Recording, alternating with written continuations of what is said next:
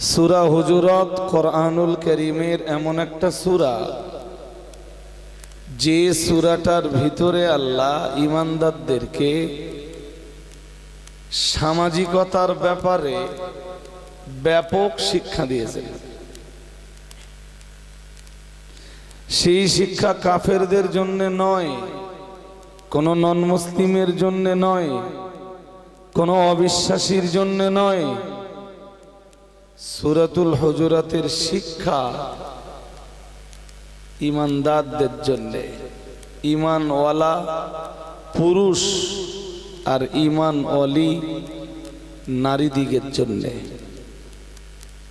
সুবহানাল্লাহ বলুন, আর একটু মন খুলে বলুন। এই জন্য সূরা হুজুরাতের অনেকগুলি আয়াতের শুরুতেই আল্লাহ ঈমানদারদেরকে ডেকেছেন, ইয়া আইয়ুহাল্লাযীনা আমানু, হে ঈমানওয়ালারা। সূরা হুজুরাতের ভিতরে কি কি শিক্ষণীয় বিষয় আছে, কি কি সামাজিক শিক্ষা আল্লাহ আমাদের শিখিয়েছেন, আমি তো এক মজলিসে সব বলে ফেলতে পারবো না।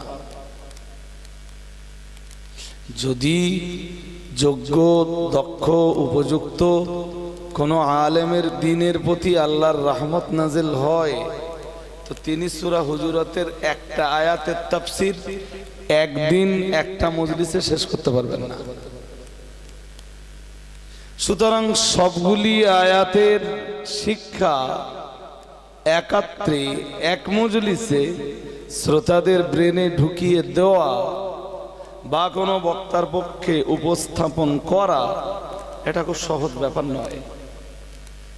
এরপরও আমি যে আয়াতটা পড়েছি ৫-৭ মিনিট আপনাদের কিছু কনসেপশন দিচ্ছি, ৫-৭ মিনিট পরে আমি একটু সালাম পড়ে দেব, হুজুর আসবেন তো।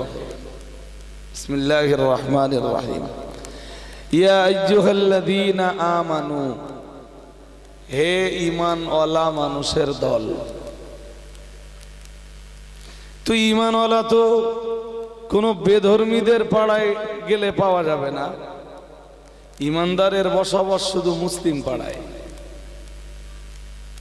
তাহলে মুসলিম পাড়ায় বসবাসরত ঈমানওয়ালা মানুষ যারা, তাদেরকে ডেকে আল্লাহ এই আয়াতে বেশ কতগুলো শিক্ষা দিচ্ছেন। প্রথম শিক্ষা, খুব মন দিয়ে শুনুন, ৫-৭ মিনিট কথা বলি। প্রথম শিক্ষা, লা ইয়াসখার কওমুম মিন কওমিন আসা আইয়াকুনু খায়রাম মিনহুম। আল্লাহ বলেন লা ইয়াসখার কওমুম মিন কওমিন। আপনাদের মনোযোগ হারা হলে হবে না, আমি যেভাবে বলবো আপনাকে সেইভাবে নিতে হবে, তবে তো বিষয়টা বলে আমি বোঝাতে পারবো। আল্লাহ বললেন লা ইয়াসখার কওমুম মিন কওমিন, একটা গোষ্ঠী অন্য গোষ্ঠীকে যেন উপহাস না করে, একটা গোষ্ঠী আর একটা গোষ্ঠীকে যেন ঠাট্টা বিদ্রুপ না করে, এক গোষ্ঠী আর এক গোষ্ঠীকে যেন তুচ্ছ তাচ্ছিল্য না করে। এটা আমরা বিভিন্ন কায়দায় বলতে পারি। কোরআনের ওই অংশটাকে আমরা বিভিন্ন উপায়ে উপস্থাপন করতে পারি। কেন? আল্লাহ পরেই বললেন আসা আইয়াকুনু খায়রাম মিনহুম, হতে পারে যে যে গোষ্ঠী তুচ্ছ তাচ্ছিল্য করছে, উপহাস করছে, যে গোষ্ঠী ঠাট্টা বিদ্রুপ তামাশা করছে, এই তামাশা কারী গোষ্ঠীর তুলনায় যাদেরকে তামাশা করা হচ্ছে তারা আল্লাহর কাছে ভালো। সুবহানাল্লাহ পড়লেন না তো? আর একটু মন খুলে বলুন কি বললেন। আল্লাহ বললেন যদি আপনি এটা একক ভাবে নেন এবং নিজের দিকে একটু টেনে নেন তাহলে এর মর্ম কি দাঁড়াবে? তুমি কাউকে তুচ্ছ তাচ্ছিল্য করো না, ব্যঙ্গ বিদ্রুপ করো না। তুমি তুমি কাউকে নিয়ে তামাশা করো না, মজা করো না। হতে পারে তুমি যাকে নিয়ে ঠাট্টা করছো, যাকে নিয়ে তামাশা করছো, যাকে নিয়ে মজা কুড়াচ্ছ, সেই তোমার চাইতে আল্লাহর কাছে ভালো। এটা সম্ভব না, সম্ভব না। আমি আয়াতের তাফসীর কিচ্ছু বলিনি, এই আয়াতের তাফসীর অনেক। একটা তাফসীর বলি,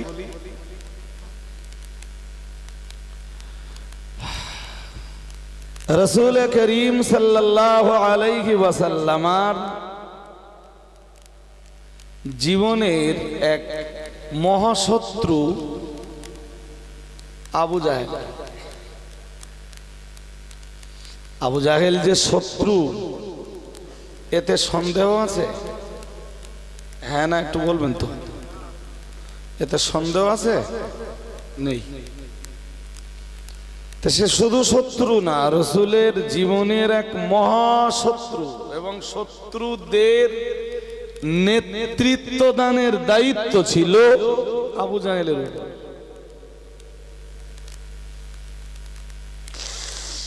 এই আবু জাহেলের একটা ছেলে, খুব মন দিয়ে শোনেন, আবু জাহেলের একটা ছেলে কালেমা পড়ে মুসলমান হয়, ঈমান কবুল করে। নাম তার ইকরামা। কি নাম? ইকরামা যখন রাসূলের কাছে এসে কালেমা পড়ে মুসলমান হলো, সরওয়ারে কায়নাত ইমামুল মুত্তাকিন রাহমাতুল লিল আলামিন শাফিউল মুযনিবিন মুহাম্মদুর রাসূলুল্লাহ সাল্লাল্লাহু আলাইহি ওয়াসাল্লাম তখন মদিনা মুনাওয়ারায়, এবং শুধু মদিনা মুনাওয়ারায় নয়, রাসূলুল্লাহ তখন মক্কা জয় করে নিয়েছেন। মক্কা বিজয়ের পরে ইকরামা পালিয়েছিল, কারণ সে জানতো মুহাম্মদুর রাসূলুল্লাহ সাল্লাল্লাহু আলাইহি ওয়াসাল্লামের কাছে পাকড়াও হলে হয়তো আমার বাঁচবার আর কোনো রাস্তা থাকবে না। ইকরামার স্ত্রী রাসূলের কাছে খুব আবেদন নিবেদন করে তার জন্য নিরাপত্তা চেয়ে নেয়। ইকরামার স্ত্রী বলেছিল রাসূলের দরবারে, ইকরামা তখন পলাতক, বলল হুজুর আমি কালেমা পড়তে এসেছি, আর আপনি যদি ইকরামার জন্য যদি নিরাপত্তার ঘোষণা দেন, ইকরামা পৃথিবীর যে প্রান্তেই লুকিয়ে থাকুক, ইকরামাকে আপনার দরবারে এনে আমি হাজির করব। ইতিহাস অনেক লম্বা। বলেছিল হুজুর আপনি নিরাপত্তা দিলে সে আপনার কাছে আসবে এবং আপনার হাতে হাত রেখে কালেমা পড়বে। ছেলেটা কার? একটু জোর করে বলতে হবে যে এবার আবু জাহেলের। লোকটা ভালো, লোকটা মিন্স ইকরামার বাবা ভালো। ইকরামার স্ত্রী তার ওয়াদা মতো ইকরামাকে খুঁজে বার করে রাসূল পাকের দরবারে যখন হাজির করলো, রাসূলুল্লাহ তখন মদিনায়। মক্কা জয় করে রাসূল মদিনাতে ফিরে গেছে। ইকরামা যখন রাসূলের কাছে আসছিল, ইতিপূর্বেই তো রাসূলুল্লাহ তার জন্য নিরাপত্তার ঘোষণা দিয়েছেন। রাহমাতুল লিল আলামিন ইকরামাকে দেখেই বললেন লা তাসুব্বু আবাহু। রাসূল বললেন, আল্লাহর হাবিব বললেন, ইকরামার সামনে ইকরামার বাপকে গালি দিও না।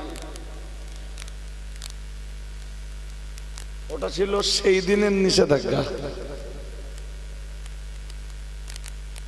বলেছিলেন ইকরামা আজকে আমার দরবারে আসছে মুমিনাম মুহাজিরান, মুমিনাম মুহাজিরান, হিজরতকারী এবং মুমিন অবস্থায়। তার বাবার পাপের দায় তোমরা তার উপরে চাপিয়ে দিও না। বাট সবাই তো মজলিসে ছিল না সেদিন, সবার কাছে তো এই বার্তা পৌঁছে যায়নি। ইকরামা শরীরে আবু জাহেলের রক্ত। কেউ হয়তো বলবেন যে আবার রক্ত বংশ নিয়ে না, ইসলাম রক্ত আর বংশের গৌরবে অহংকারে বিশ্বাসী না।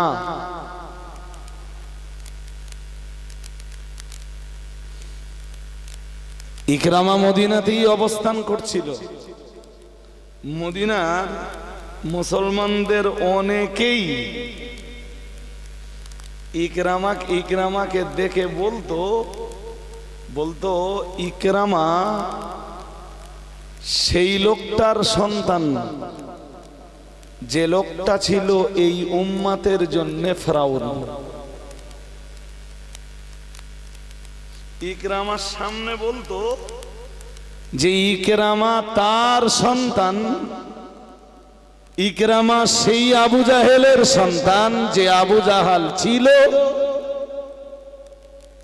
এই উম্মত তথা উম্মতে মুহাম্মাদির জন্য ফিরআউন। যখনই মদিনার রাস্তায় চলতেন কারো না কারোর কাছ থেকে আওয়াজটা শুনতে হতো ইকরামাকে। ইকরামা আল্লাহ পাকের নবীর দরবারে এলেন, এসে বললেন ইয়া রাসূলুল্লাহ, ইয়া হাবিবাল্লাহ, হুজুর আমার বাবা তামাম জীবন ইসলামের দুশমনী করেছে, ইসলামের শত্রুতা করেছে। ইয়া রাসূলুল্লাহ, ইয়া হাবিবাল্লাহ, হুজুর আমিও এক সময় ইসলামের দুশমন ছিলাম, আমিও ইসলামের শত্রুতা করেছি, ইসলামের এগেনস্টে দুশমনী করেছি। কিন্তু মক্কা বিজয়ের পরে আপনি যখন আমার জীবনের নিরাপত্তার ঘোষণা দিয়েছেন, ইয়া রাসূলুল্লাহ, ইয়া হাবিবাল্লাহ, হুজুর আমি আপনার কাছে এসে কালেমা পড়ে নিয়েছি। ইয়া রাসূলুল্লাহ, ইয়া হাবিবাল্লাহ, হুজুর এরপরেও আমি কেবল আবু জাহেলের বেটা হওয়ার কারণে, আবু জাহেল আমার বাবা হওয়ার কারণে মদিনার মুসলমানরা আমায় উপহাস করে, মদিনার মুসলমানরা আমায় ঠাট্টা বিদ্রূপ করে, মদিনার মুসলমানদের অনেকেই আমায় তুচ্ছ তাচ্ছিল্য করে। ইয়া রাসূলুল্লাহ, ইয়া হাবিবাল্লাহ, হুজুর এই জিনিস থেকে আমার নিষ্কৃতি পাওয়ার রাস্তা কি? ইকরামা যখন প্রিয় নবী মুহাম্মদুর রাসূলুল্লাহ সাল্লাল্লাহু আলাইহি ওয়াসাল্লামের কাছে এসে এই অভিযোগটা জানালো, প্রিয় নবী রাসূল করিম সাল্লাল্লাহু আলাইহি ওয়াসাল্লামের উপরে তখন কোরআনুল কারীমের এই আয়াতটা নাযিল হলো। সূরা হুজুরাতের 11 নম্বর আয়াতটা আল্লাহ নাযিল করলেন, ইয়া আইয়ুহাল্লাযীনা আমানু, হে দুনিয়ার ঈমানওয়ালা মানুষের দল, লা ইয়াসখার কওমুম মিন কওমিন আসা আইয়াকুনু খায়রাম মিনহুম। মহান আল্লাহ আয়াত নাযিল করে দিয়ে বললেন, হে দুনিয়ার ঈমানওয়ালা মানুষের দল, লা ইয়াসখার কওমুম মিন কওমিন আসা আইয়াকুনু খায়রাম মিনহুম। না না না না না, তোমরা একটা গোষ্ঠী আর একটা গোষ্ঠীকে তুচ্ছ তাচ্ছিল্য করো না, অবজ্ঞা করো না, ঠাট্টা করো না, তামাশা করো না, বিদ্রূপ করো না। আল্লাহ পাক রব্বুল আলামিন বললেন, আসা আইয়াকুনু খায়রাম মিনহুম, এটাও হতে পারে যে যাকে তোমরা তুচ্ছ তাচ্ছিল্য করছো তারাই তোমাদের চাইতে ভালো। সুবহানাল্লাহ বলুন। আর একটু মন খুলে বলুন, এই আয়াত নজুলের উদ্দেশ্যই ছিল যারা আবু জাহেলকে কেন্দ্র করে ইকরামাকে তুচ্ছ তাচ্ছিল্য করছিল, আল্লাহ পাক রব্বুল আলামিন তাদেরকে উপযুক্ত শিক্ষা দিতেই এই আয়াতের ইনজাল ঘটালেন। এই আয়াতটা আমার নবীর উপরে নাজেল করে বুঝিয়ে দিলেন যে তোমরা যারা আবু জাহেলের কারণে কালেমা পড়ার পরেও, ইসলাম কবুল করার পরেও ইকরামাকে তুচ্ছ তাচ্ছিল্য করছো, হতে পারে তোমাদের চাইতে আল্লাহর কাছে ইকরামার মর্যাদা বেশি। আরেকটু মন খুলে বলুন, এটা ওই আয়াতের একটা তাফসীর, কোড়া তাফসীর কথা বলে না। হ্যাঁ, ইকরামাকে ওরা তুচ্ছ তাচ্ছিল্য করত, সবাই না, ওদের কেউ কেউ। তাতেই আল্লাহ এই আয়াত নাযিল করে ওদেরকে সাবধান করে দিলেন, বললেন তোমরা কেউ কাউকে তুচ্ছ তাচ্ছিল্য করতে পারবা না। জি, তোমরা কেউ কাউকে অবজ্ঞা করতে পারবা না, তোমরা কেউ কাউকে ঠাট্টা বিদ্রুপ করতে পারবা না, কেউ কাউকে নিয়ে তামাশা করতে পারবা না। ঈমান কবুল করার পরে আপনি আর একজন ঈমানদারকে অপমান করবেন, অপদস্থ করবেন, তুচ্ছ তাচ্ছিল্য করবেন, যা মন চাইবে তাই বলবেন, ইসলাম অধিকার দেয়নি। সরাসরি আল্লাহ নিষেধ করে দিয়েছেন। এবং এই আয়াত থেকে এটা বুঝতে পারা যায়, তুচ্ছ তাচ্ছিল্য করা, অবজ্ঞা করা, কাউকে তাওহীন করা, কাউকে ইহানাত করা, জি, ইস্তেহানা সূচক কোন বাক্য কারোর জন্য ব্যবহার করা আল্লাহ পাকের নিষেধাজ্ঞা। যে এই নিষেধাজ্ঞাকে অবমাননা করলো, শাস্তির সম্মুখীন তাকে হতেই হবে। তুমি কাউকে তুচ্ছ তাচ্ছিল্য করে সাময়িকভাবে কিছুটা মজা অনুভব করলে, কিন্তু কোরআনের আয়াতকে অবমাননা, অবজ্ঞা করার কারণে ঈমান গ্রহণের পরে, নিজেকে মুমিন বলে দাবি করার পরে, নিজেকে মুসলিম বলে দাবি করার পরে কাউকে তুচ্ছ তাচ্ছিল্য করলে আল্লাহর আয়াত অবমাননা হওয়ার কারণে তোমাকে জাহান্নামের কঠিন আগুনের শ্বাস পেতেই হবে। হবে না? হবে না? আরে হ্যাঁ না কিছু বলছেন না কেন? হবে না? হবে না? নিষেধ সরাসরি আল্লাহ, সরাসরি আল্লাহ।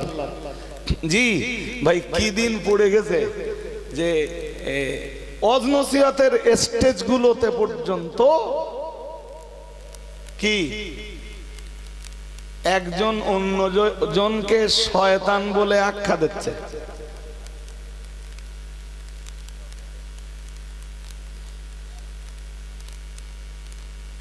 মনে হয়, আমার ধারণা আর কি, বোধহয় কোনো কালে কোরআনের আয়াতও পড়িনি, আর আয়াত না পড়লে আমি বোধহয় বলে বলেছি, বোধ হয়, হতে পারে, এ আয়াত কখনো পড়িনি। আর আয়াত না পড়লে, অনুবাদ না বুঝলে তাফসীর বোঝার তো কোনো প্রশ্নই আসে না।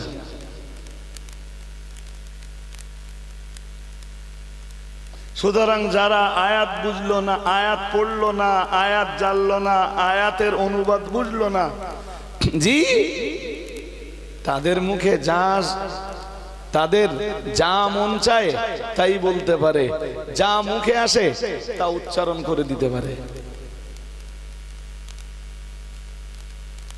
কিন্তু একজন আলেমের পক্ষে, একজন মুহাক্কিক আলেমের পক্ষে এটা তো সম্ভব নয়, এটা তো পসিবল নয়।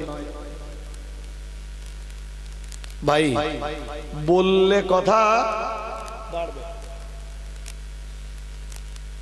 এই আয়াতের আর একটা তাফসীর নেন, আমি এই আয়াতের তাফসীর পড়ে আসি, এই স্টেজে বসে বসে পড়ছিল।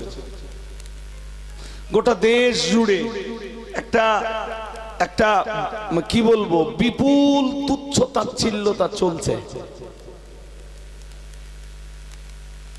আল্লাহ পাকের কোরআনের ওই আয়াতের পরের অংশটা শুনুন, আমি তাফসীর পরে বলছি। মহান আল্লাহ আবার জানিয়েছেন ওয়ালা নিসাউম মিন নিসাইন আসা আইয়াকুন্না খায়রাম মিনহুন্না। মহান আল্লাহ আবার জানিয়েছেন ওয়ালা নিসাউম মিন নিসাইন আসা আইয়াকুন্না খায়রাম মিনহুন্না। মহান আল্লাহ জানিয়েছেন আর তাদের ভিতরের একজন নারী, একজন মুমিনা নারী যেন আর একজন মুমিনা নারীকে তুচ্ছ তাচ্ছিল্য না করে, অবজ্ঞা না করে, উপহাস না করে, ঠাট্টা না করে, বিদ্রূপ না করে, তামাশা না করে, ছোট করে দেওয়ার চেষ্টা না করে। তাহলে আলটিমেটলি বুঝতে হবে যে আয়াতের প্রথম অংশের হুকুমটা শুধু পুরুষের জন্য খাস। শুধু, আমার কথা বুঝতেছেন না, বুঝিয়ে বলতে গেলে আরো সময় যাবে। কোরআনের এক আয়াতে আছে আল্লাহ বলেন ইয়া আইয়ুহাল্লাযীনা আমানু ইরকাউ। আল্লাহ বলেন হে ঈমানওয়ালারা তোমরা রুকু করো। তোমরা যে শব্দগুলো আল্লাহ ব্যবহার করেছেন আরবিতে তারে বলে মুযাক্কার, বাংলায় বলে পুরুষ লিঙ্গ। কথা শুনছেন নাকি? শব্দ ব্যবহার করছেন কি পুলিঙ্গ। তার মানে হুকুম তো আল্লাহ শুধু পুরুষকে দিচ্ছেন, হ্যাঁ না বলেন? হুকুম কাদের দিচ্ছেন? পুরুষকে। এবার বলুন মেয়েরা রুকু করবে কিনা?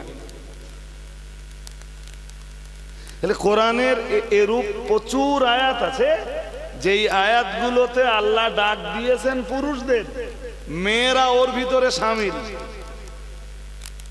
মেয়েরা, আমি বোঝাতে পারছি না বোধহয় নাকি, রাত অনেক হয়ে গেছে ভাই। আর আমিও একদম কথাই বলতে চাচ্ছিলাম না, কারণ আমি জানি যে আমার বস্তা একবার খুললে অনেক সময় লাগবে, ঠিক না?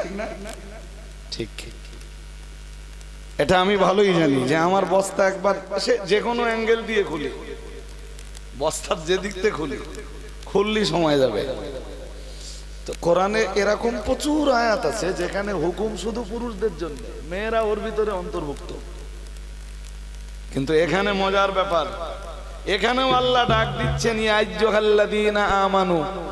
আমানু শব্দটা লফজে মুযাক্কার, পুরুষদেরকে ডেকে যখন বিধান দিচ্ছেন হিসাব অনুযায়ী মেয়েরা ওর ভিতরে অন্তর্ভুক্ত হবার কথা। আবার আল্লাহ আলাদা করে কেন বলছেন ওয়ালা নিসাউম মিন নিসাইন আসা আইয়াকুন্না খায়রাম মিনহুন্না? ওই যে বিধানটা আল্লাহ আগেই দিয়েছেন লা ইয়াসখার কওমুম মিন কওমিন আসা আইয়াকুনু খায়রাম মিনহুম, ওই অংশটাই তো নারী পুরুষ সবার জন্য যথেষ্ট ছিল। মহান আল্লাহ আলাদা করে শুধু নারীদের জন্য আবার বিধান দিলেন কেন? এই প্রশ্নের জবাবে মুফাসসিরিন হযরতরা পরিষ্কার করে বলেছেন আসলে আমার আল্লাহ বিষয়টার গুরুত্ব আলাদা আলাদা করে বোঝাতে যে আলাদা আলাদা করে বোঝানোর জন্য একবার পুরুষের জন্য বিধান দিয়েছেন আর একবার একই বিধান আল্লাহ নারীর জন্য দিয়েছেন। গুরুত্ব আছে না নেই? কথা বলেন না কেন? সুতরাং কোন পুরুষের, কোন ঈমানওয়ালা পুরুষের যেমন অধিকার নেই কাউকে তুচ্ছ তাচ্ছিল্য করবার, কাউকে অবজ্ঞা করবার, জি কাউকে তাওহীন করবার, অনুরূপ ভাবে কোন নারীকেও, কোন মুমিনা নারীকেও সে অন্য কোন নারীকে তুচ্ছ তাচ্ছিল্য করবে, অপমান অপদস্থ করবে, তাকে নিয়ে ঠাট্টা তামাশা বিদ্রূপ করবে, এই অধিকার আল্লাহ কোন ঈমান ওয়ালি নারীকেও দেননি। বিষয় ক্লিয়ার? হ্যাঁ না বলে না? হ্যাঁ, এই মেয়েদের কথা কেন বলা হয়েছে? তফসিরকারকরা তফসিরে লিখেছেন। আমি এখানে বসে খানিকটা তফসির দেখছিল, খুব বেশি না, অল্প একটুখানি তফসির দেখছিল। তো ভাই সেই অংশগুলি দেখে আমার যেটুকু মনে হয়েছে, এই আয়াতের তফসিরে মুফাসসিরিনে হযরতরা একটা হাদিস আনছেন।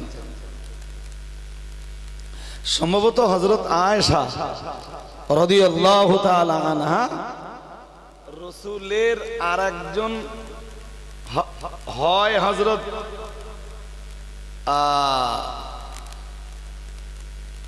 সাফিয়া রাদিয়াল্লাহু তাআলা আনহা, সম্ভবত তাকেই, তিনি একটু শর্ট ছিলেন, আল্লাহ আমায় ক্ষমা করুন।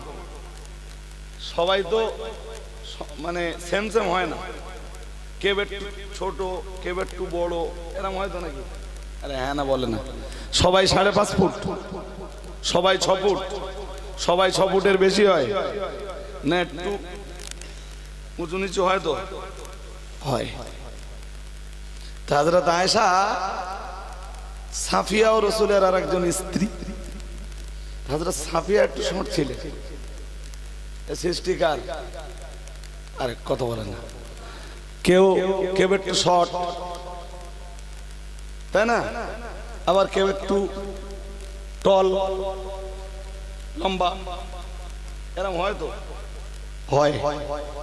হযরত আয়েশা রাদিয়াল্লাহু তাআলা আনহা একদিন হযরত সাফিয়ার দিকে ইঙ্গিত করে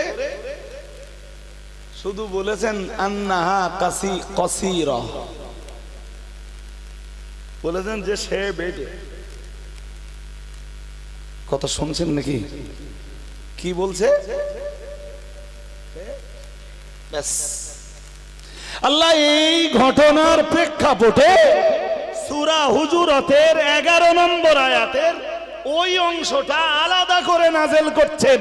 ওয়ালা নিসাউম মিন নিসাইন আসা আইয়াকুন্না খায়রাম মিনহুন্না।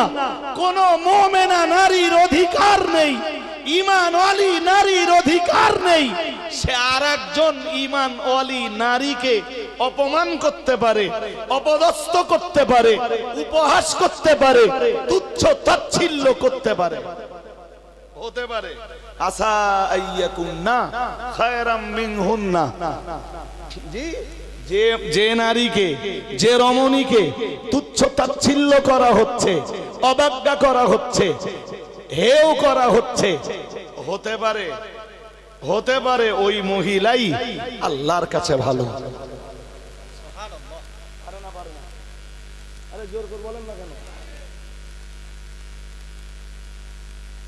তা এই ওয়াজ আপনাদের কাছে করার আগে মাঝে মাঝে মনে হয় যে এই ওয়াজ আগে শ্রোতাদের কাছে করব না এই ওয়াজ আলেম সমাজের কাছে করব। এর চেয়ে বেশি যদি আমি বলি কেউ বুঝে ফেলবে রজব আলী সাহেব স্টেজে উঠে গীবত করে। আমারটা যদি গীবত হয় তা আমি কোরআনের এই আয়াত কোথায় লে যাব আর মুফাসসিরদের এই তাফসীর প্রচার করার জন্য যাব কই? কোরআনের এই আয়াত কে শুনবে আর মুফাসসিরদের করে রেখে যাবা এই তাফসীর কারে শোনাবো? তাহলে হয় আমার দিলীপ ঘোষের বাড়ি যেতে হবে, আর নইলে আমার মমতা ব্যানার্জির বাড়ি যেতে হবে। যে আমাদের মুসলমান পাড়ায় আমি আর এই কথা বলতে পারতেছি না, বললেই আমারে কি আমার নামে নানা ফতোয়া পড়তেছে, তো আমি আর কোনো রাস্তা না পেয়ে আপনাকে বাড়িয়েছি।